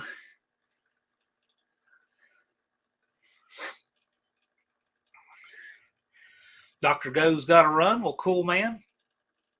Dr. Go, Keep at it. I'll tell you, Dr. Go put his first YouTube video up a couple days ago, and man, it was great. He's good on camera. He's as good. I think he should stick with it. So go watch it on Dr. Go's channel. Get to see him. He introduces himself, tells you about his Jeep. It's good stuff. 6% recycled. I believe you can retrofit Subaru WRX differentials in the 260. 4 options for gears and limited slip. Well, there you go. That's a really interesting thing.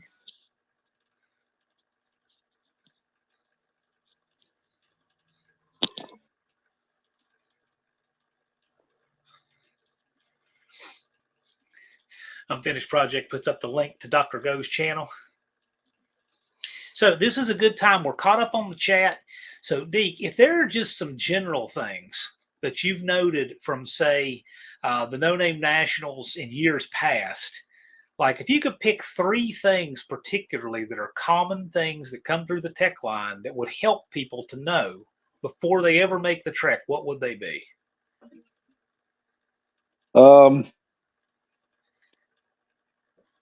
Well, I had a guy come through that had made his own battery hold down in the back.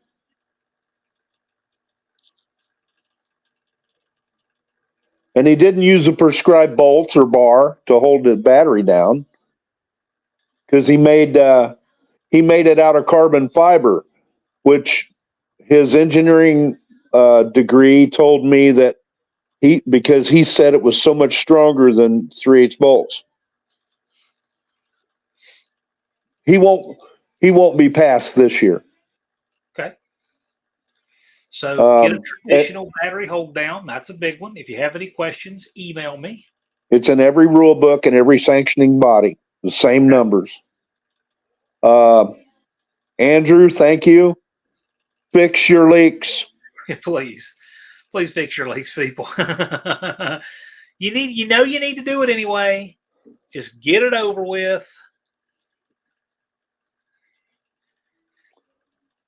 NSB reminds people no antifreeze. Thank you. No antifreeze. You can't get much cheaper than water. Andrew says, did I mention you need to fix your leaks? Please fix your leaks. I got to tell you, we had a number of cars got a little bit on the tractor in the group photo. You create a hazard for others. You need to fix the stuff. It's a good time to do it. You know you got to do it. And here's the thing. You guys procrastinating on fixing leaks. You know full well that you'll spend $300 in engine oil when you can replace that leaking pan gasket. So just do it. Or even a rear main seal. Yeah, it's a lot of work. But Thumper said, I still need antifreeze in July. You won't need it in Sykeston. You can change it when you get there. We got 22 acres of room, and we got hundreds of hands to help. You can do it in the pits. No problem. Several did it last year. Ron English says, free drain pans for use at the track. We'll cover you. Be prepared to do what you need to do, but there's a lot of people there to help. One-Eyed Cats says, thanks to me and Cope on that 727. Yep, Don should not have a leaking transmission.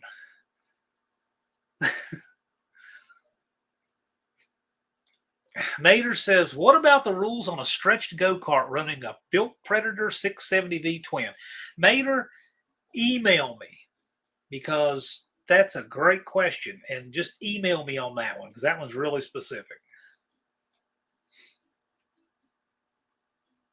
I suspect a lot of what you have will fall under the rules for monkey bike. And so monkey bike, you have to run gloves, long pants, shirt, helmet, that kind of thing, dead man switch. I suspect a lot of your rules are going to be similar to monkey bike rules. And that would maybe fall under exhibition pass vehicle. Yeah, there's no class for that, but there's not a class for a lot of things we have, so that's understandable.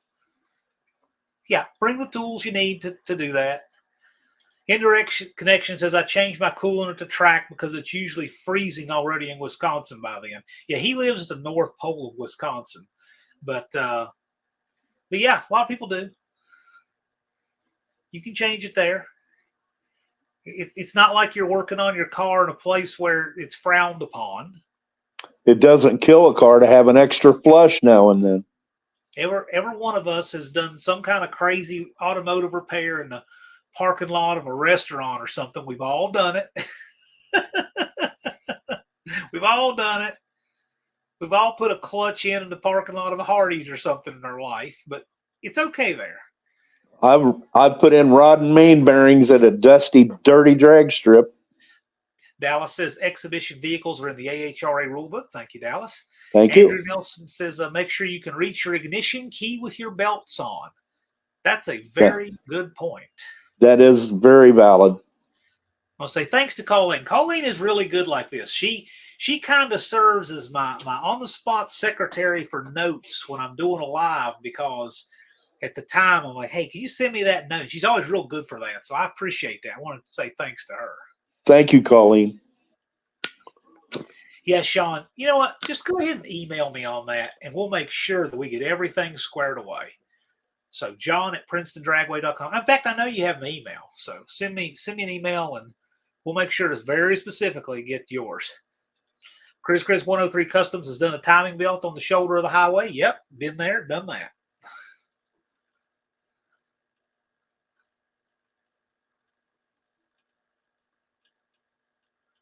Ron English says, how about a starter in 24 minutes according to the receipt? That's pretty awesome. That's a good deal. I like Heck it. yeah. Heck yeah. Good job. I like that. Now, I'm going to guess that was on the Slant 6 Valiant, right? That definitely wasn't on that 440 Valiant. Yeah. Thumper says, I rebuilt a 350 for a guy in between rounds at the drag strip in the back of the C10. That's the spirit.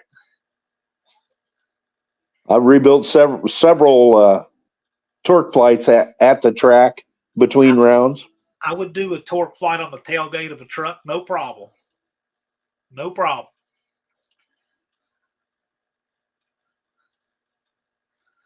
Outfits Garage is giving him a high five for doing so. That one-eyed cat's in a water pump in a hospital parking lot. See, none of this stuff stops you. So, changing coolant at the track should not be a big deal. Although some trends from the No Name Nationals we've noticed that are actually like the No Name 500 is a little smaller in years past because the established channels are re-registering as, now that they've made it, right? So they don't have to run the No Name 500 again.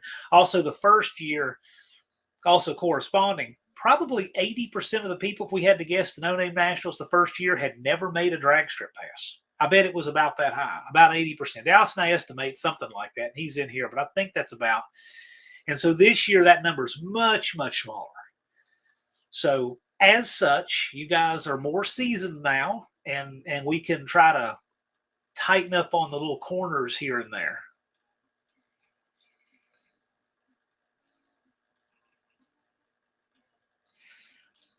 Inline 6 starter from the top, yeah. Dakota, that was his first time on the track. Yep. I hope Dakota comes back. Thumper says it's been 19 years since I made a pass down a drag strip. Yikes. I haven't been on the track since Sykeston last year.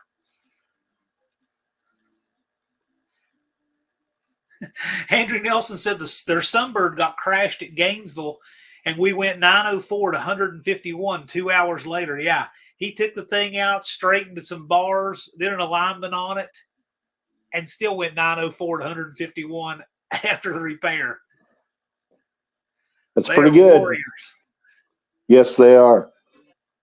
Old McDonald has changed his starter on a 69 340 Cornet with headers in a snowstorm at 2 a.m. in the back of a bar. That is hardcore. Yeah, it is. Hard. That's a tough one there. I can't think of many. I don't know if I can think of a starter job I would hate more than that, actually. A 440. 38 didn't get to make a pass in 2022, but he redeemed himself, and he made passes in 2023. So, right on. Russell says they changed dirt track engines in 15 minutes once. I completely believe that. Oh, yeah. Russell knows how to pit thrash. All the dirt track guys do, and he's no exception. Buick Smith asks, what to pass tech for monkey bike? The new monkey bike rules are at nonamenationals.com. They're right there. They're pretty clean and simple. If you have any questions, please email me. And I'm going to reach out to the monkey bike guys here very soon for several different things. We're going to do a live and we're going to talk tech on the monkey bikes because it's a special class. The monkey bikes are going to get tuned up and a little hotter this year. So tech's going to be a little bit different. But the rules are at nonamenationals.com. Ryan Barsnett says, this will be my first pass at the No Name Nationals this year. Right on. Danny Boyd says 5.0 starter and a Fox body is not easy at all. Socket extensions needed. Yeah, absolutely. Still sounds easier than a small block Mopar with headers. Levi asks, if I run an SFI flex plate, does it need a shield? The flex plate is 749 and quicker. The shield is 639 and quicker.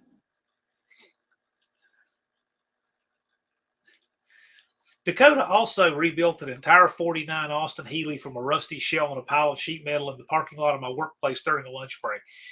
You've got to know, let me tell you, you've just got to know Dakota, and it just wouldn't be the same without him. He's a stunt double for David Allen Coe, by the way.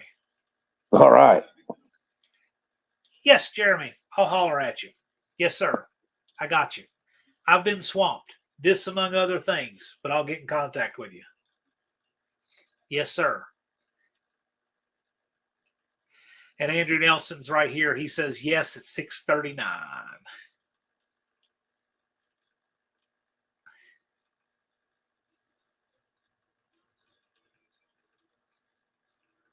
Yeah, I thought he's David Allen Coe's stunt double. Even though they're like 65 years apart in age, that's okay. It still works. That's funny. Slant Daily, he put up a link. I think that's to the rule book or the monkey bike rules. It's one, but there is a link to the No Name National Square site upload page.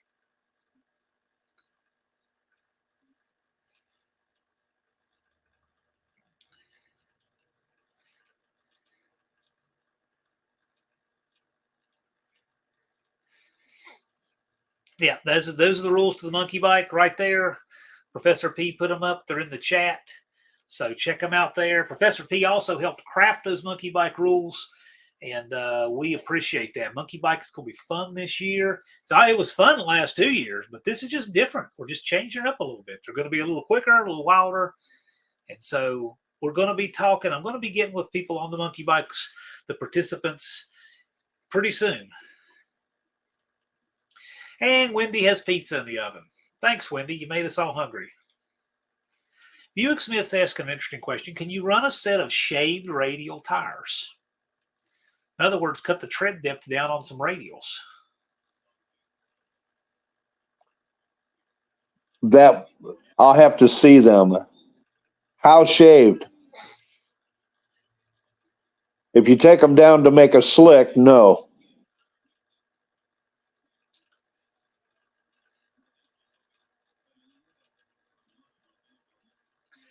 One-eyed cat.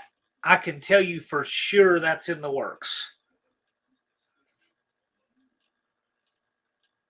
And I saw 2X Jeff in here. A long day. Jeff's got some great progress going on in the dragster. You can check it out on his channel, but he sends me updates on that. And man, is he ever building a cool beast there. That's going to be a bad car right there. I will say this. Jeff has been in contact with Deke so that Deke stays involved in construction to make sure that one will be kosher to pass tech. That is greatly appreciated. I would hope all of you would do that with fresh builds.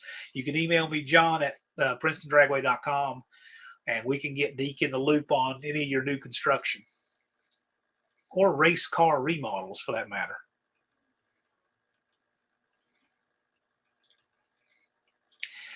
Buick Smith says to a 16th tread.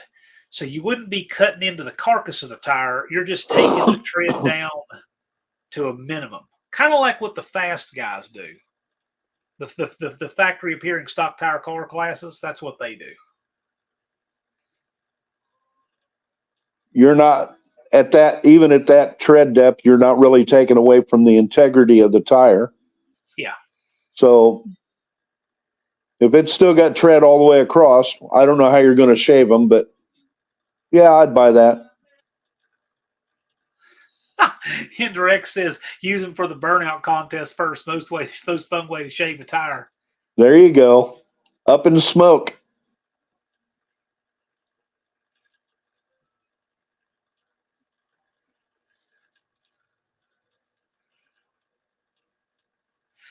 Levi is trying not to get spin out. He's saving for a house. Right on, man. It's a good idea. Save for a house. That's a good, noble thing to be doing. Absolutely. You guys have had great questions this evening. I want to thank you for that. Appreciate it. These have been really good questions that are useful to a lot of people. And it shows the integrity of this group. And I'll apologize if I didn't say hello or goodbye to anybody coming in and out of the chat. I do this on my phone because I don't have internet where I live. It's not been invented yet.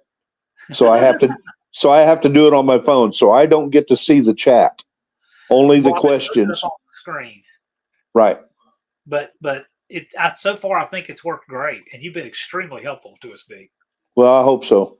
That's all I ever want to do is help.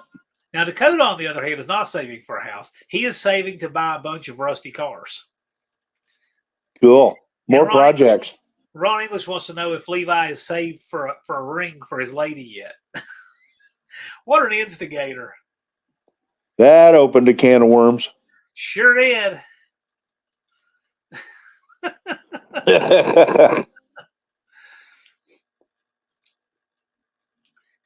Okay, Backwoods Performance says, what are the regulations on having a firewall behind a rear seat? When would you need that, Mr. Deke? If you have a battery or a fuel cell mounted in the trunk.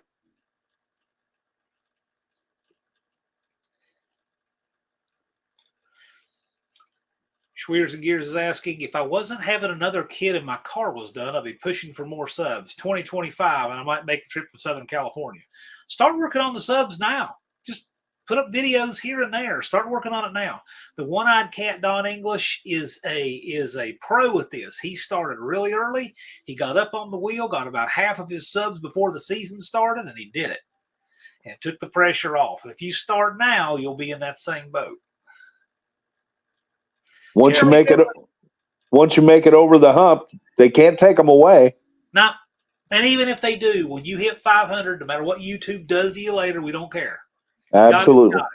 Jeremy says, I'm back in the seat of the dirt track, though. Right on, man. Cool. You know what? We need to get together and do some content. We really do. I'm gonna holler at you right after this live, and we're gonna do some content. Jeremy Finley, by the way, for those of you who don't know him, Jeremy does work for me in my hometown. I'm from Bluefield. He does work for me. His father's was a mud racer.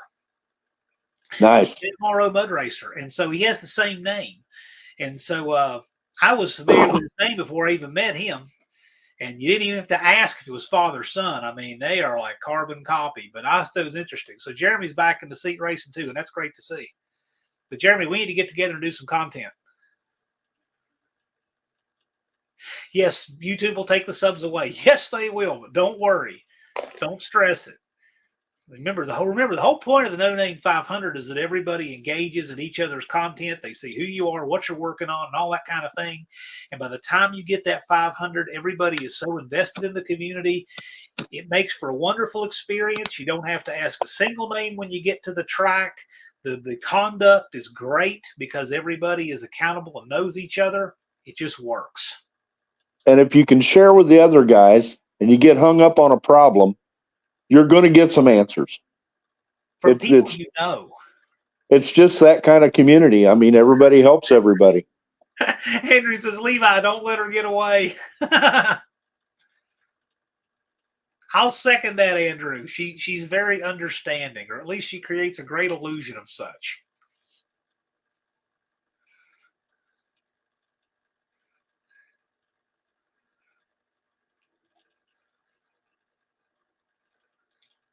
Yes, old McDonald, Mud Racer. You can look up. It was he ran a red Jeep and then mud dragster called the S Kicker, and they're from my hometown. How far do you live from your hometown? About 75 miles. Oh, wow. Quite a ways. But I still go there quite regularly. I'm working on an old house that Jeremy and his crew did the roof on. Yeah, look up the S Kicker. Actually, unfinished project. If you could, there's all kinds of video of that thing. Find me a good clip of, or one of the mods. Find me a good clip of the a vehicle called the letter S Kicker. It's a red, either red Jeep or probably the red mud dragster. Back when it was running on like TNN. There's all kinds of video of it on YouTube. Yeah, I live 10 miles. I'm friends with Tom Mintz, and he started out before monster trucks. He did the altered in the mud drags. Yeah, Dallas knows Tom Mintz too. It's a small world there. Yeah. Yep.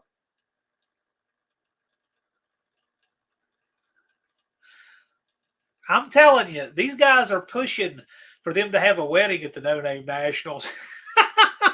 I said, if that happens, the house is down to help. So we got to get a Padre to perform the service. This is great. Blue Grit Garage says, I assume the early Mustangs Mavericks with the drop-in factory fuel tanks, which is the trunk floor, require a firewall, unless using the tank armor trunk floor. That is correct. And those were very, very susceptible to rusting through. Andrew says, you're marrying up. Don't let her figure it out before you get her.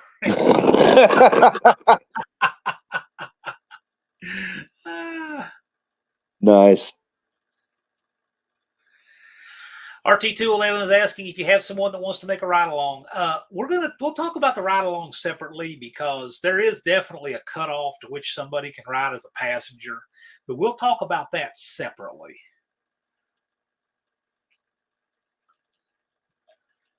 We've had some different requests on ride alongs. Yes. Buke Smith is asking, can you run windows down if you have a net? Do you have a cage? Yeah, what's your net attached to? Yeah, exactly. The net has to attach to a cage. So where is Brooke? She needs to jump in the chat here just to embarrass Levi.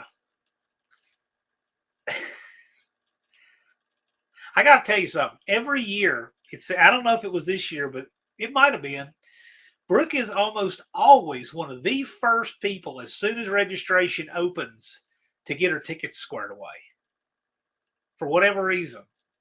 So what it suggests to me is that she probably is a good administrator for Levi there. I bet you she is, because I can see that she handles things like that. Absolutely. Just for the national, so.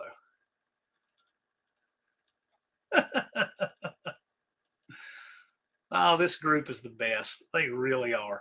Deke, is there anything that you want to add while we got just a few minutes left here? Anything specific? I'm kind of like Andrew, fix your leaks. There's the boss. I have had requests from more than just Andrew Nelson, okay? All people we know in here. Please fix your leaks in your car. You already know you need to do it. Just fix the leaks. You know you need to do it. This is your excuse to do it. Get it done. And you know what? You won't admit it, guys, but I already know. You guys know that you'll spend hundreds of dollars pouring oil into something before you'll change a gasket. Get it done. Right.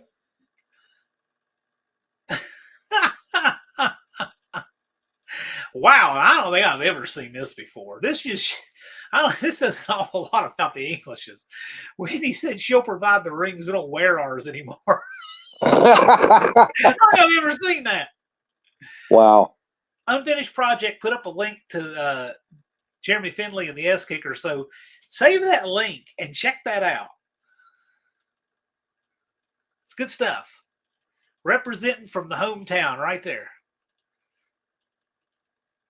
Oh, and you want to talk about somebody who's rocking the just took off the helmet out of the race car hair? Finley could do that better than anybody.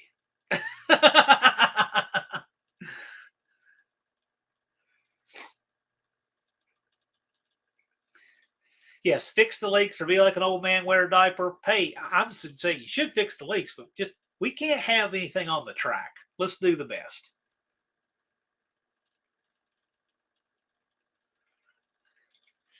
Brooks says, and I will not cancel until we're pulling out of the driveway with the trailer. There you go. Evans Mopar says, you're both a sweetheart and a trooper, Brooke. Old McDonald has a cover story on not wearing his ring. He lost the first day. Where I can believe that. Junkyard D asks an awesome question here. Is helium in the monkey bike tires allowed to help make weight? You would be shocked at how little difference it makes. Yeah, I was going to say, when you do the volume calculation, it's not what you think. But here's the thing. Helium's not flammable. So if you want to do all that, knock yourself out. It's not prohibited.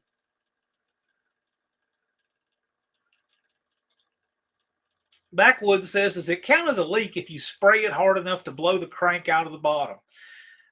If it's not a leak when you start the run, and it is a leak when you finish, that's called you're in the running for the worst oil down award. We don't wish that on anybody, but it happens. And that would be conflagration. I'm so glad that the weird hour was only the last 10 minutes, but this is a pretty good comment. Dallas says, I don't wear my wedding ring anymore either. Right on, brother.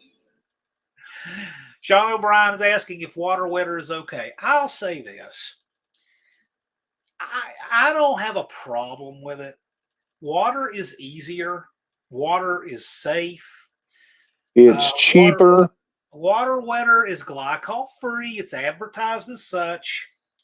I know a lot of tracks accept it. I don't have a problem with it, but I don't want people abusing it because there are a lot of different colors of antifreeze out there. And so the main thing is this. We don't want people abusing the grace and things outside of the spirit of the rules because at all events, but this event very particularly, you're out there on the track with your friends' families, children. You owe it to them to just do what you're supposed to do. And so we appreciate that. But as far as the water wetter and these glycol-free cooling substitutes, I don't have a problem with it. That said, we know it's harder to tech around. So, and please be honest. And it's harder to clean up than water. I would imagine anything is harder to clean up than water. Yes. Slant Daily says, Deke, touch on this about a battery in the trunk. Rear firewall of 24 thousandths inch steel or 32 thousandths inch aluminum, including the package tray required when battery is relocated in the trunk. That's the rule. You hit it right on the head. Yep. Must have a hold down, real hold down, 3/8 bolts, 1.25 inch. By quarter bar across the top. Bar, not rubber. Even if it's in a battery box, it still needs that. And must have a disconnect. Disconnect needs to be labeled and at the rear of the car.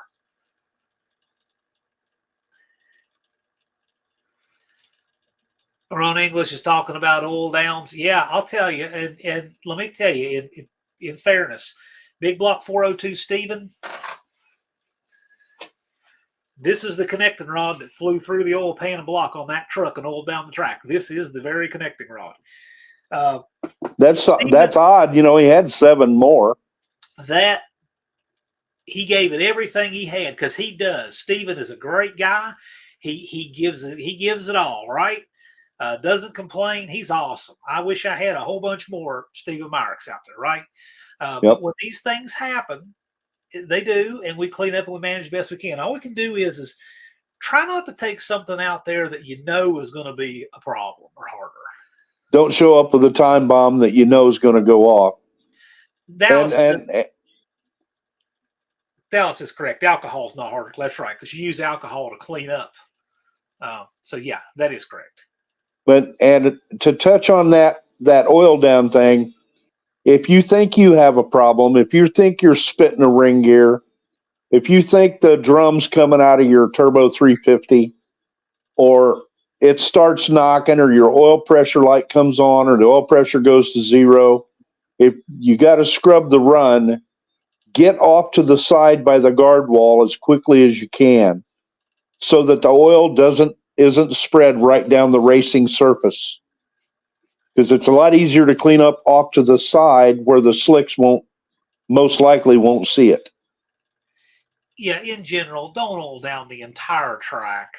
Right.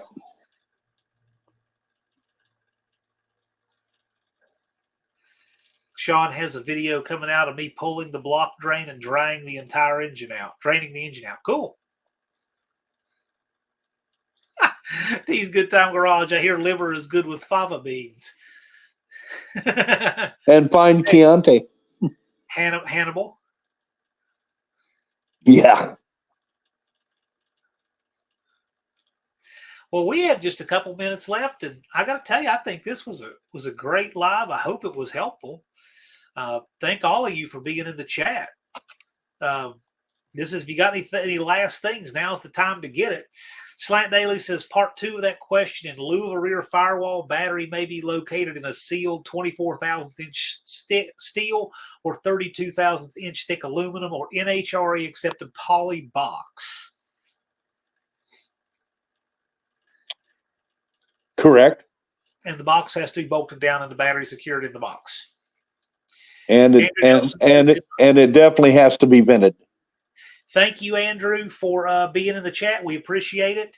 I'm assuming everybody here knows Andrew Nelson, but for those who do not, he knows a lot about race car construction and safety, and he's a good guy just to say, hey, what do you think of this on safety? Check out their channel, Nivlac57.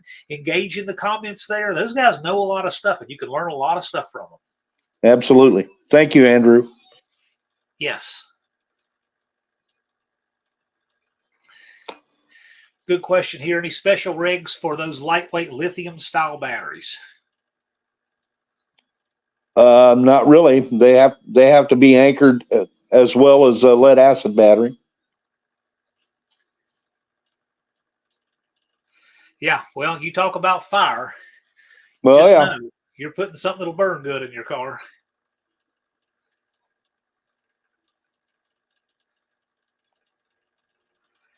This seems like an incredibly dangerous statement to make to Thumper. Thumper, we need video evidence. I'll leave that alone. Here is a link to Nelson's channel, Nivlac57. So the link there in the chat. If you are not yet subscribed to the Nivlac57 channel, you are missing out. Yes. They've been at the No Name Nationals, each of the years that we've run it, and planning to come back. And they're great folks all around. So if you've not yet checked out that channel, please do.